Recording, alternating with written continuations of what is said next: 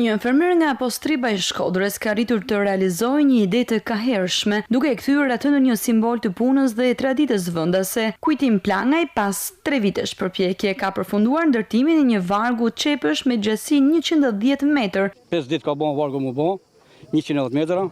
Kemi marrë pjesë afërsisht ka 3-4 punëtorë në ditë, afërsisht 20 punëtorë janë dashur 25 punëtorë mu realizu ky varg. Kja për afërsisht 1.2 ton qep, vartë e madhësia qepës. Plangaj shpreh se kjo nismë lidhet ngushtë me dashurinë për Postribën, bujqësinë dhe vlerat kulturore të zonës, duke veçuar si simbol edhe urën e mesit. Për respekt qepës autohtone jona është 300 vjeçare.